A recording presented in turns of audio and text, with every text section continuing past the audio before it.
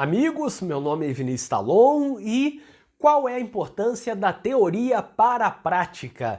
E qual é a importância de entender a natureza jurídica das coisas, a natureza jurídica dos institutos? Pois bem, antes de entrar nesse tema, eu peço que você se inscreva no meu canal do YouTube e ative as notificações, porque assim você saberá sempre que for lançado um vídeo novo aqui no canal. E eu tenho lançado vídeos diariamente. Além disso, eu peço que ao final, se você gostar deste vídeo, compartilhe nas suas redes sociais, nos grupos do WhatsApp, Facebook, enfim. Voltando ao tema deste vídeo, qual é a importância da teoria para a prática? Qual é a importância de saber a natureza jurídica dos institutos? É muito simples, você precisa fundamentar a sua atuação defensiva em algo mais do que apenas na prática. Eu sei que com o tempo, a nossa atuação prática faz com que deixemos de lado a teoria, ou você tenha menos tempo para se dedicar à teoria. Você começa a se dedicar a audiências, à elaboração de peças, a ir ao presídio, a ir a uma audiência, a ir ao fórum, à delegacia, enfim, e não consegue se dedicar da mesma forma que se dedicava na faculdade à teoria. Mas o fato é que a teoria vai ajudar na sua fundamentação na prática, vai ajudar na fundamentação das suas peças, na fundamentação de uma sustentação oral, das alegações finais orais. E eu tenho um exemplo para vocês aqui. Durante o meu tempo lecionando na graduação em Direito, hoje eu leciono apenas na pós, mas lecionando na graduação com alunos que tinham acabado de sair do ensino médio, dando aula de Direito Penal 1, 2, eu percebi que muitos alunos erravam a parte de natureza jurídica das coisas e que depois isso era levado para a prática, quando muitos deixavam de fundamentar adequadamente no inciso correto do artigo 386 do Código de Processo Penal. Eu perguntava, por exemplo, numa questão objetiva da faculdade, qual é a natureza jurídica da legítima defesa? E colocava algumas opções: causa extintiva da punibilidade, excludente de tipicidade, de ilicitude ou excludente de culpabilidade. E muitos marcavam opções incorretas, deixavam de marcar que é uma excludente de ilicitude. E isso, no futuro, se o aluno guardar essa dificuldade, esse erro, lá na frente, na hora de fundamentar alegações finais orais, ou na hora de fundamentar a peça de memoriais, ou na hora de fundamentar uma apelação, não vai saber encaixar a legítima defesa dentro do artigo 386 do Código de Processo Penal. Porque naqueles vários incisos do artigo 386, que é utilizado para a absolvição, se você não souber a natureza jurídica das coisas, não vai encaixar em nenhum inciso, vai deixar genérico. Vem requerer absolvição com base na justiça e presunção de inocência, de acordo com o artigo 386 do CPP. Tá, mas qual é o inciso? Se for falta de provas de materialidade é uma coisa, falta de provas de autoria é outro inciso, excludente da ilicitude é um inciso, se for falta de provas suficientes para condenação é outro inciso, se for excludente de tipicidade porque o fato não é crime, é um outro inciso. Então cada fundamento tem um inciso lá no artigo 386. E se você não souber, não vai saber como fundamentar, tanto lá na parte de fundamentação da peça, como também naquela parte final dos pedidos. Imagine como você vai requerer a absolvição por falta de provas e acabou. Isso não é suficiente. É falta de provas de quê? Autoria, materialidade, falta de provas suficientes para condenação. Tem uma excludente? Pois bem, excludente do quê? Do fato típico? Excludente da ilicitude, da culpabilidade? Como encaixar ali? E se for uma causa extintiva da punibilidade, como requerer? Qual é o artigo que vai fundamentar a excludente de ilicitude, a excludente de culpabilidade, a causa extintiva da punibilidade? São vários e vários artigos, incisos, e você tem que saber a natureza jurídica.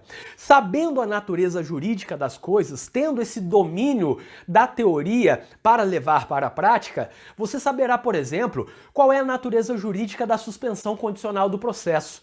E se o promotor de justiça não ofereceu, não fez a proposta da suspensão condicional do processo, isso está correto? Tá errado? Depende de qual é a natureza jurídica. Porque se você falar que é um direito subjetivo do acusado, o promotor tem que oferecer. Se preencher os requisitos para o oferecimento da suspensão condicional do processo, o Ministério Público tem que oferecer. E nesse caso, você pode aplicar o artigo 28 do Código de Processo Penal. Mas, se você adota um outro entendimento, se fala que a natureza jurídica é diversa, que é uma faculdade, uma discricionariedade do promotor, aí não pode aplicar o artigo 28, porque ele não teria obrigação, é discricionário. Propõe ou não a suspensão de acordo com o entendimento dele. Então vejam, o perdão judicial, por exemplo, qual é a natureza jurídica? Se você fala que tem uma natureza, ele vai gerar algumas consequências, até a reincidência. Se você fala que tem outra natureza, não vai gerar as consequências penais, não vai gerar reincidência. E isso, vejam que é muito simples, porque quando você sabe qual é a natureza jurídica daquele instituto, você consegue ver tudo que há ao redor dele. Se você sabe, por exemplo, que o princípio da insignificância é uma causa de atipicidade penal, uma atipicidade material, você sabe que não há incompatibilidade na sua alegação em relação à excludente da ilicitude, mas tem que analisar primeiro a aplicação do princípio da insignificância, porque o crime, de acordo com a teoria tripartida, é fato típico, ilicitude e culpabilidade. Essas três etapas. A etapa do princípio da insignificância é a primeira, é o fato típico, e dentro do fato típico, lá na tipicidade material. Por outro lado, a legítima defesa está lá na segunda etapa, e será analisado se tem ou não legítima defesa antes de analisar a culpabilidade e depois de analisar o fato típico.